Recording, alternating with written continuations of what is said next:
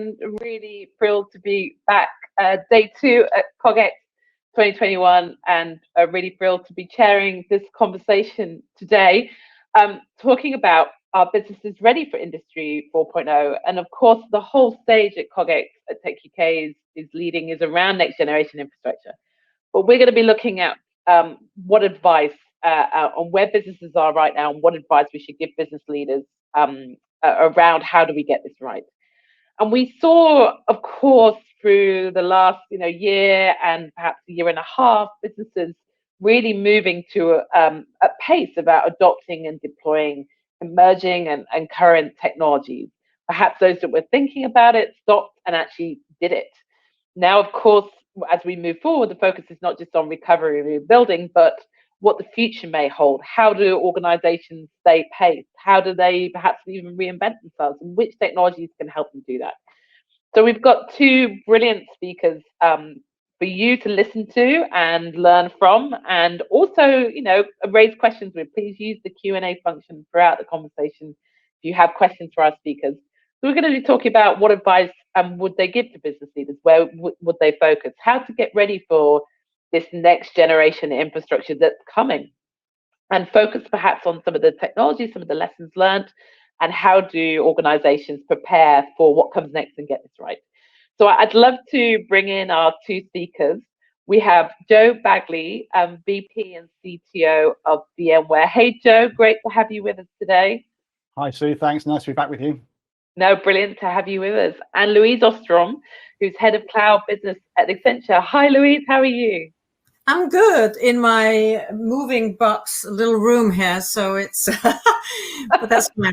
I'm happy to be here. Thank you. No, it's brilliant to have you with us. So I've just introduced yourself, but maybe Joe, Louise, just tell everybody that's watching a little bit about your role and what you do. Louise, why don't we kick off with you? Yeah, thank you. So I joined Accenture earlier this year, and I was hired in to build up the AVBG, the Accenture VMware Business Group. And that was simply on the back of the trend in the market, where we can see a lot of customers are more looking into a hybrid cloud solution than a complete exit of data centers. And that's where VMware became super relevant, and in other areas also. We come back to that. Absolutely. Really great to have you with us. And Joe, tell everybody out there all about you and your role. Yeah, so Joe Bagley, I'm the Chief Technology Officer for Europe, Middle East and Africa here at VMware. What that means is I work as part of the Office of the CTO, and our job is to look at, I suppose, the sort of next 3 to 5 year roadmap for our customers and for the marketplace on a wider basis. And really, most of my job is actually, I always call it sort of split into thirds. A third of it is Chief Technology Officer, doing the stuff you'd expect a CTO to do in a software company, building products and strategy, etc. The other is Chief Talking Officer, which is this kind of activity, talking and sharing the strategy with our customers and talking at conferences, etc. And the other is Chief Therapy Officer, where I spend an awful lot of my time with CIOs and IT leaders at our customers and prospects, talking through their challenges and what they're doing. So yeah, it's a fairly rounded between the 3 T's, I suppose. Well, that's a brilliant way of explaining your role, Joe. I love that. But also, I think you'll all agree, two speakers that we can really talk to this topic about what businesses are doing, how they're getting right, and are businesses ready for next generation infrastructure, the technologies that are coming in Industry 4.0. Because this is the whole kind of point of this stage, is to talk about what's coming next, what's coming down the line. We've been talking yesterday about quantum, about 5G, not just that it's here, but it's deployment and adoption. We were talking today around even drones. Yesterday it was blockchain. So we're talking about all different technologies. But I'm interested in your thoughts. And Louise, you kind of started a little bit there in terms of, it's cloud, but it's wider than that. So perhaps we could kick off with you before we ask Joe, what are the technologies that you see as key for leaders to think about, and where should perhaps their focus be as they think about what Industry 4.0 might mean to them? Yeah, so it is, of course, a super big jungle out there, and you can get very quickly stressed about you should rush into it and do what all the other guys are doing. My biggest advice for business leaders will be to stop and breathe and think about what is it you need to get out of, the variety of offerings out there. And also ask yourself the question, like Joe always say, why? What is it you're trying to achieve? And there's, of course, I would say there's a big consideration around security also. As soon as you start putting your stuff out, or you're putting tech in, or Internet of Things, do you have the right security around it? Do you feel safe? Or would there be certain things you will just never, ever put out for your own safety, or for due to regulations or other things? And then, last but definitely not least, I think it's all about the apps. You should look at what is it that differentiate you in the market, or to your own organization. It's very much about the apps. How do you quickly modernize them? How do you quickly build? So I would say, pause, think, what is it actually you need, and where is you expect, what is it you expect to achieve? Yeah, I mean, Joe, Louise is right. There's so many different technologies out there that organizations could go to and kind of go to. I get asked quite a lot of, do I need a cloud strategy? Do I need an AI strategy? Do I need a digital twin strategy? What do I need to do? And, where do they start? Yeah, I think, if we look across the list of technologies that are sort of, top of mind for research areas for us at VMware right now, it goes from left to right, top to bottom. You've got kind of edge, and that's something we've been looking at for 4 or 5 years. But then you've got just a general concept of hybrid cloud. You've got telco and 5G that you were talking about. As 5G starts to become something that some corporates, some enterprises, some councils, some governments are actually looking at deploying themselves. You've got the whole serverless. Is that the future of everything? But then if you dive down the bottom, you've got hardware acceleration with, smart NICs and other such exciting things with FPGAs and GPUs coming back at it again. That leads you into machine learning and AI, which are, different things, but often conflated. And people often say, well, what should I be doing about machine learning? Should I be doing machine learning? Should I be doing AI? Then there's all the sort of, fabric virtualization, service mesh, community microgrid stuff. I think we're kind of over blockchain, if I'm honest with you. And then you've got distributed data management, which sort of flies into that edge piece, and distributed federated machine learning, crypto. You want to talk about quantum, it's all about crypto agility. There's just so much that conversations we have with people. I think it really reflects, to come back to what Louise was saying. I think the challenge is people want to rush to the next thing because they think it's cool. They look at Industry 4.0 or next-gen infrastructure. And I think the problem is that we think about it from an infrastructure lens.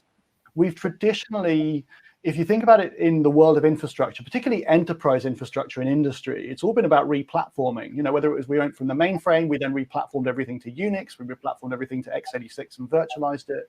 And then cloud came along and everyone went, oh, that must be the next platform. We'll have to do that. And that's not the case. And in fact, what we now have to do really when we're talking to customers is almost drag them up out of infrastructure, to be honest, because they always want to talk, what's the next thing for my data centers? It's like, no, what's the next thing for your users?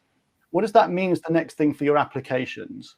And then what with those applications, what are you trying to achieve? That will then lead you to the next gen technologies you need. So I think this whole, I've got to get into AI. How can I make AI work in my business? It's like totally the wrong thing to do, right? It should be, I've got to achieve this thing. What could help me do that? AI could help me do that, or machine learning, or service meshes, or whatever it is.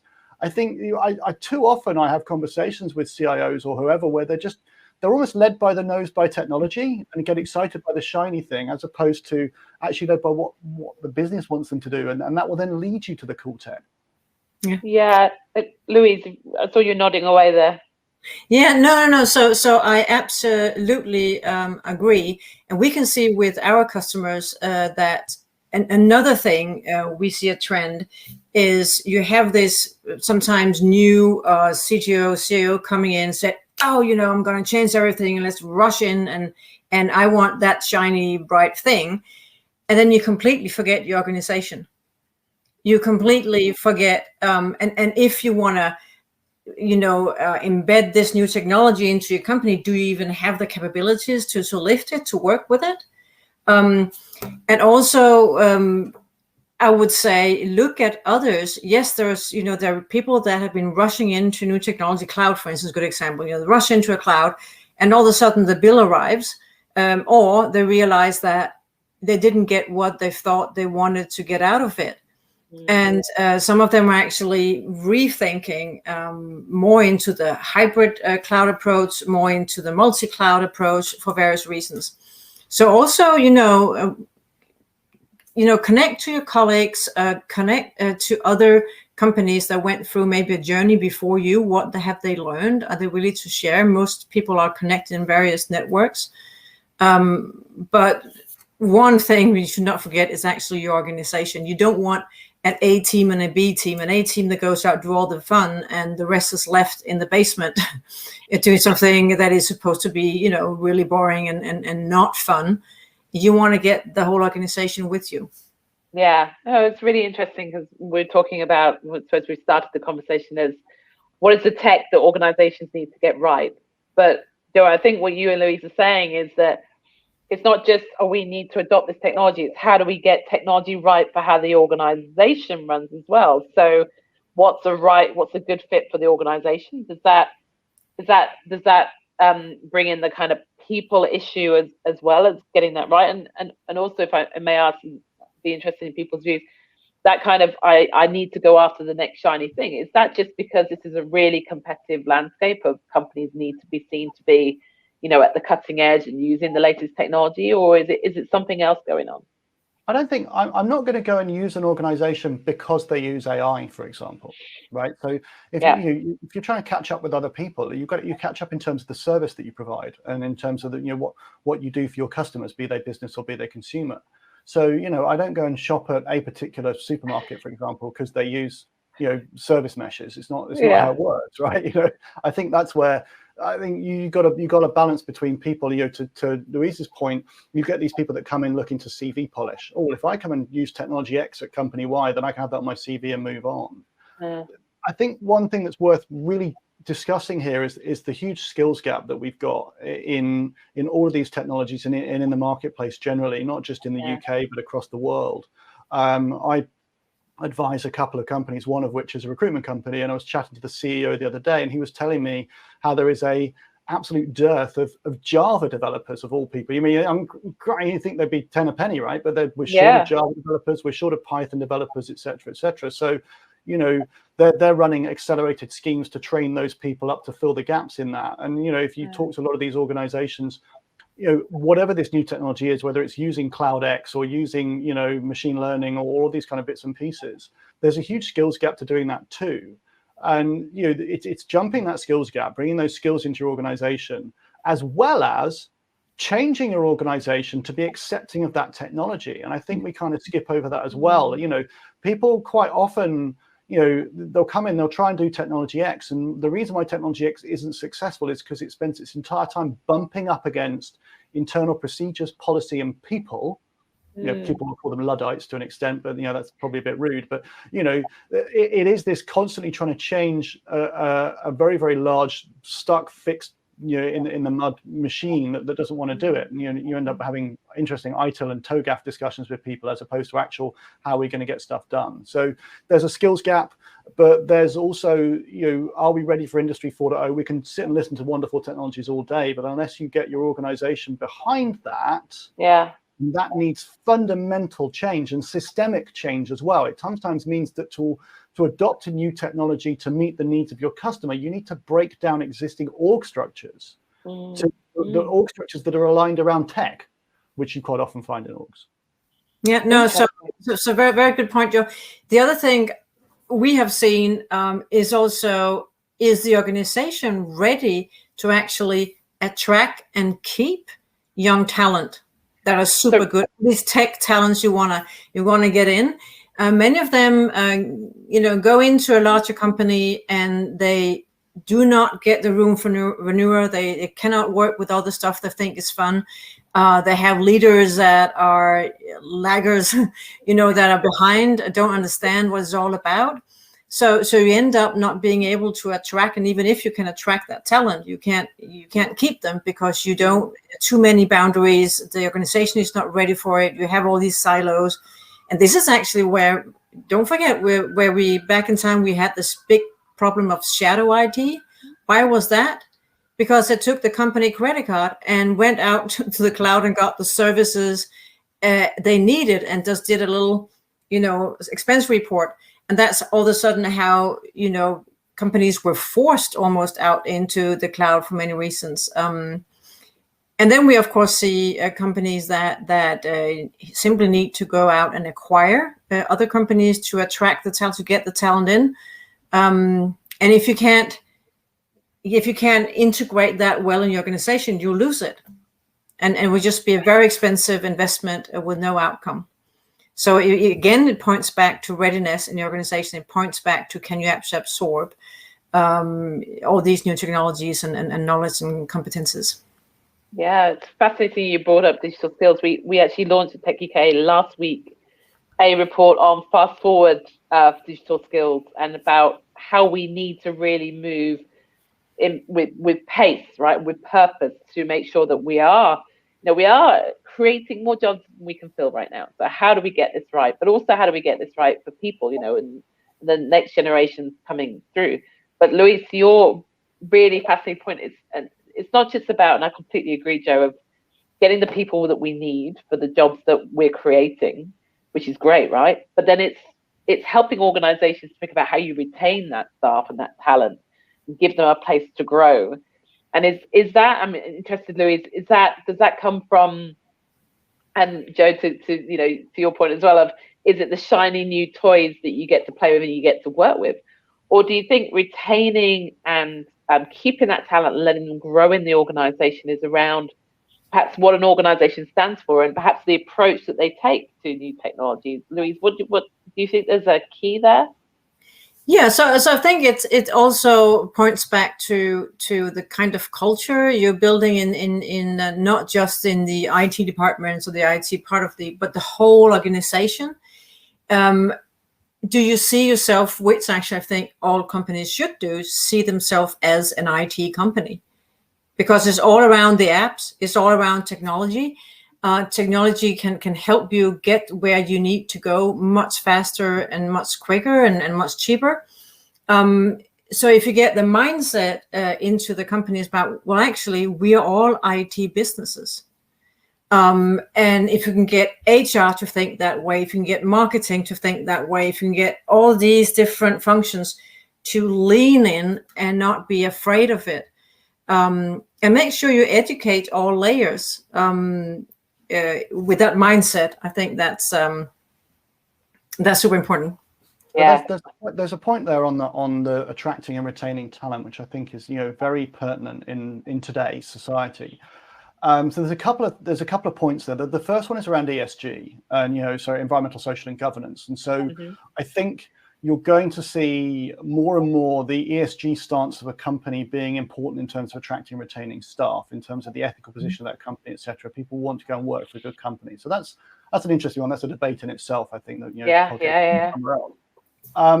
But then the other one is the ways of working, and I'm seeing a real shift. So what we've obviously had the great trial for the last 18 months of distributed working. And it's been good in many ways. I think it's proven to a lot of people that didn't think X could happen, that X can happen in this particular way. But I think what it's also meant is that we now realize that we can attract and retain talent through differentiating the job offers that we provide in terms of the way of working. If you look now, you've got it happening across the board. Apple announcing everyone's going to have to go back in the office. Other companies announcing, they're offering, such as we do at VMware, we're offering every employee choice of whether they want to be in an office, remote or hybrid. And I think that's going to have to be really important going forward. If I'm going to attract cool new talent and I'm short of talent to do this Industry 4.0 and to do the great new exciting technologies that are coming, I'm going to have to broaden where that talent comes from, and more importantly, where they can work and where they can operate and how they work. And so, we've proven a lot of this over the last 18 months. Let's not throw it away as we try and bounce back to, I'm hiring Java developers. They've got to be based in London and they've got to have this kind of salary and et cetera. So, please don't do that. You know, that there's a whole new way of doing things now. So let's try and make the most of that too. And I think that's really important to understand. So it's that double prong thing. It's okay.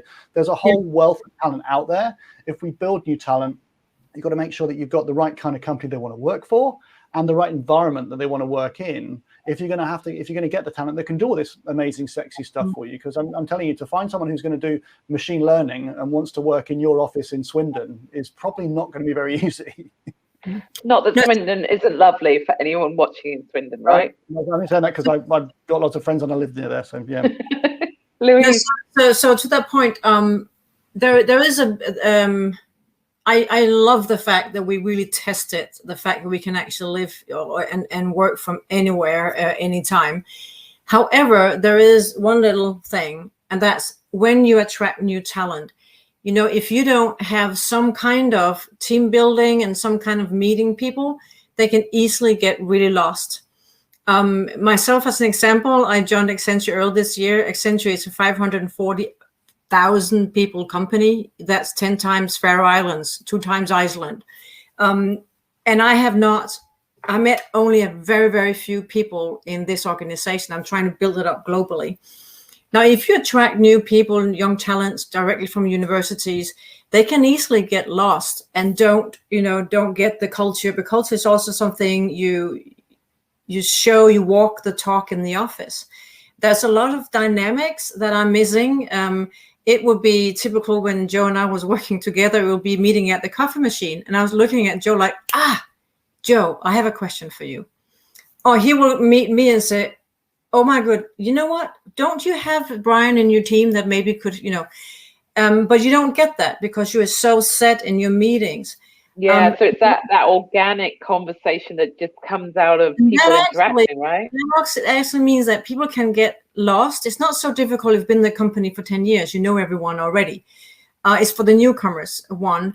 2, it also creates a less loyalty because, they haven't built that rapport. They haven't built that close relationship. So if they get a better offer somewhere else, it's just switching, the laptop settings and you'll be in the next, 1,000 of virtual meetings.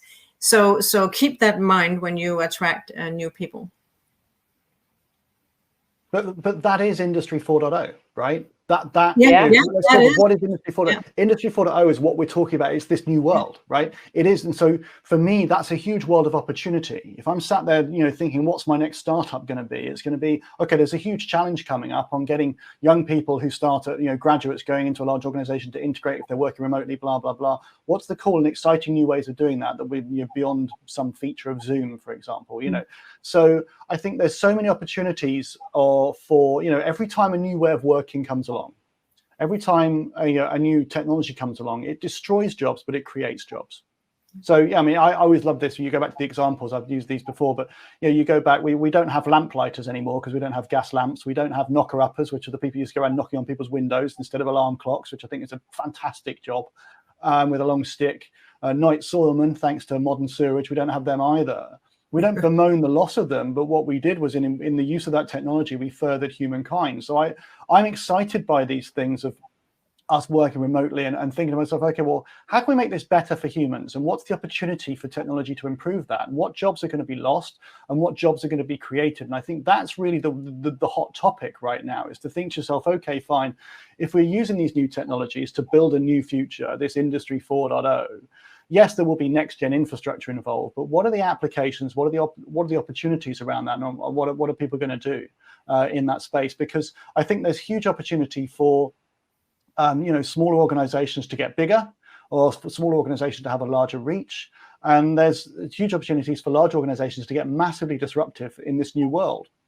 And so, to build a highly effective team that's distributed is going to be a killer, absolutely killer attribute if you want to go out there and win. I mean, we've been running distributed teams at VMware for a very long time. Most of our development is highly distributed, so it's kind of normal for us. And it's interesting working and being in an R&D organization for 10 years that's been highly distributed to watch all these other organizations suddenly wake up to it and go, oh, that's great. And every organization that says we're going back to office only, I'm just thinking, great, fantastic. There's more staff I can get to come and work for me.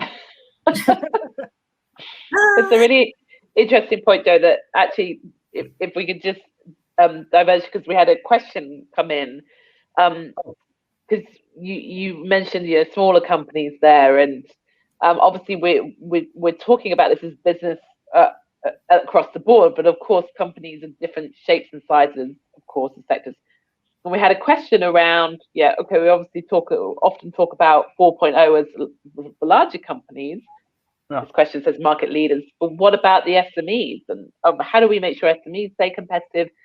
It asks Louise whether VMware or Accenture have different strategies, approaches for SMEs. And obviously this is something that Tech UK understands very much. In fact, 2/3 of our membership are SMEs in this space as well. So, and I often, for people out there who've heard me speak before, I kind of go, yeah, how do we get this right for everybody, right? So how do we get this right for SMEs, and perhaps how do we make this easy? So interested in answering the question, Louise, maybe kick off with you. You know, is there a different strategy, or what do you think we need to think about for SMEs? So, and in my perspective, I think, you know, I think speedboats and I think tankers. You have a big tanker and you're like trying to move it to a different direction. Then it finally gets going. It gets, of course, really solid going. But the SME, don't forget that they're like speedboats. They can much easier change. First of all, it's not silos and politics the same way. Second, you know, they can maybe quicker test technologies because they don't have all these boundaries. And so I think in many ways they're more fit. You know, they can quicker test things out. They can utilize technology to grow much faster. Then comes, of course, the challenge. Okay, so now all of a sudden you grow really fast. Do you then end up growing to death because you have again your organization or the structure is not following you? But I would say, wow, you know, lean in. But of course, again, pause, like we said before, what is it you want to achieve? What kind of growth is it you expect? And can you handle that growth? You know, which of course you predict and you analyze. And then I would also say security, you know, super important. All big, large companies are very much aware of it. Sometimes you see SMBs be a little bit less focused. You know, it's boring stuff, and it's but it's super necessary, right? Absolutely. I had a little fun discussion, just a little remark about Internet of Things, and my son said to me, "Well, who the heck is going to hack into our refrigerator? It's the most boring thing in the world." And I said, "Yeah, our refrigerator is really boring, but think about if you met a lab, it just invented something new, a new for virus or a vaccine, you know, COVID. Then you don't want anyone to hack into your refrigerator or freezer and make that stop working or whatever it is." So you know, so don't forget the security can be all the way out to the edge. It's super important. Sorry. On the IoT thing, they're not interested in your freezer. They're interested in 2 million freezers at the same time. Exactly. As a botnet is actually what they're interested in. Or as a friend of mine who works for a company, his entire website was DDoSed by some smart kettles that were turned into a botnet, which is interesting. Wow. But yeah, I think, you know, it's the SME point, Liz, without diverting into kettles. The SME point, you know, you're talking about SMEs have significantly less capital, you know, time and skills gaps. I think you flip that on its head, as Louise said, you've got agility that you don't have. More importantly, no capital means you potentially got OPEX instead, right? And so if you've got OPEX instead of capital, then OPEX is built for the gig economy. OPEX is built for, I want to hire someone for 3 weeks to do job X. OPEX, you know, it's built for that agility. So you've got the skills gaps, but the skills are out there. Go and find the people, employ them for a short period of time, get them to do what you want to do. One of the things to bear in mind from an SME perspective, and again, I've done sort of advice and, you know, ND stuff for various SMEs, is they almost try to implement huge corporate things too fast. They sort of come to us and go, well, tell me what you do in a corporate. I'm like, well, hopefully I don't have to do any of this. You know, I'm glad you don't have to do half the stuff that we do. You don't want that. You don't want that. But on the flip side, you have to think very carefully from a technology perspective, particularly when we talk about, you know, next gen technology is where could you be if that technology was 1,000 times bigger or 1,000,000 times bigger? So every time you invest in a new technology as an SME, you need to think to yourself, okay, well, what if I suddenly grow to 1,000 times, to Louise's point? How does that affect me if I'm using this same tech? Can I use this technology if I'm 1,000 times bigger, if I'm 1,000,000 times bigger in terms of customers or whatever it is? And there was a fabulous report written recently by Martin Casado of Andreessen Horowitz. It's called The Cost of Cloud, a $1 trillion Paradox, which actually is looking at the sort of top 50 born in the cloud companies, things like Twilio and Snowflake and Okta, etc., and showing how they've given up significant market capitalization by the fact they're all in on the cloud. And if they started to pull some of this stuff back out of the cloud, they'd actually increase their own market cap, because they chose and have embedded themselves into handing all their revenue to, 60% of their revenue in some cases to one particular cloud. So, SMEs, you have a really beautiful chance of agility, of pivoting fast, but at the same time, I would caution you when looking at this new tech and looking at what you're doing is to just imagine one night for a thought experiment, do 1,000 times, 1,000,000,000 times. And we do that internally all the time at VMware. Whenever we're doing stuff, whenever someone writes a piece of software, it's like, well, could that manage 1,000,000,000 things? Well, they'd never need 1,000,000,000. Could do, who knows what happens to this technology if suddenly someone decides to use it to manage kettles, right? You're going to deal with them. So I think that's really important. So SMEs, you've got the advantage, but very carefully look into whether what you can do, you could do at a huge scale if it went massive, because that could really hold you back. It's a weird one, but that matters a lot. No, it's interesting. It's kind of have a plan for growth as well as what you're looking to do. But it raises an interesting question as well of something I'm always keen to think about is we talk about, and we've kind of done it here in terms of how organizations can get this right. What does good look like? What does success look like? What does growth, digital enabled growth, Joe, to your point, look like? But it's important to obviously look at, best practices and examples about how organizations can do this well.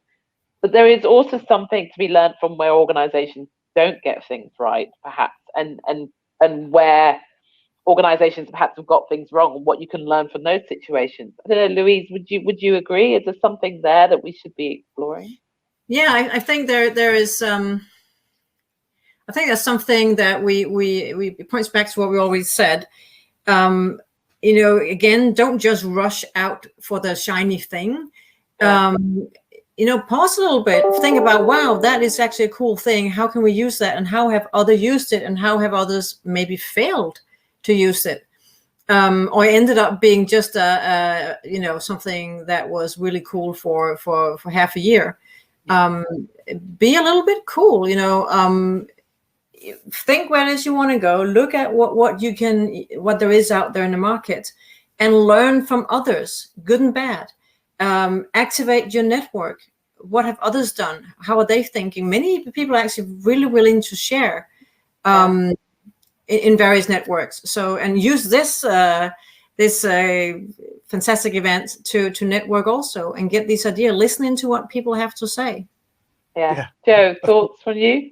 Yeah, when I'm asked to go and do board advice or ND stuff, I often say to people, look, I might not be able to tell you the right way to do it, but all these gray hairs, that tells you that I can tell you 10 ways not to do it, right? That's basically it. So I can tell you 10 ways that it's probably not going to work, and help hone that down for you. I think the other thing is, when you think about the concept of what innovation is, so as we look forward to Industry 4.0, what's happening next, it's all about innovation. And for me, innovation is a couple of things. One, it's about not necessarily inventing a new thing, but it's about finding existing things and using them together in a way someone didn't before. That's typically, if you look at most innovation and invention, I mean, nothing that, for example, Tesla's doing is new. It's just they're taking certain technologies and putting them together in a way that no one did before. And you can cite that across the board, SpaceX, everything they're doing. And that, why do I keep citing Elon Musk examples? But anyway, those kind of things. So it's more about not necessarily inventing a whole new thing. It's about doing something, with more than one thing in a way that no one combined them before. But as someone who sits in charge of innovation within VMware, there's a really interesting thought about this: is innovation isn't in the idea, it's in the execution. And so I can have 1,000 ideas, right? Everyone has really cool ideas. My kids have amazingly cool ideas every day about how something should be better. The innovation comes in the execution of it. How do you actually make that happen? How do you make that? So it's really key to think about that as we go forwards. And when you're concentrating on, what do we do to innovate next? Where do we go? I think, bear that in mind. Find some cool things that have maybe already been done, but do them in a different way and properly execute on them will make a massive difference to how things happen. And that's a really good point, Joe, because I've heard sometimes at receptions you talk around and they look at something and say, well, I could have done that. And I'll look at them, yeah, but you didn't. Yeah. Yeah, well, that's nothing special in that, yeah, but you didn't do it. Yeah, So you had no idea, but you didn't follow it.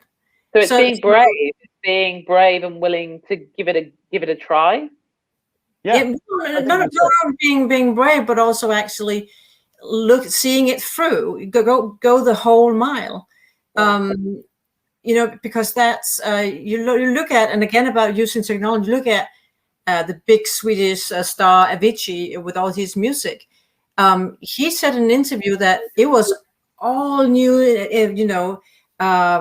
music that was from others, or technology and new synthesizers and new stuff that he mixed in a different way, and then he put in this one.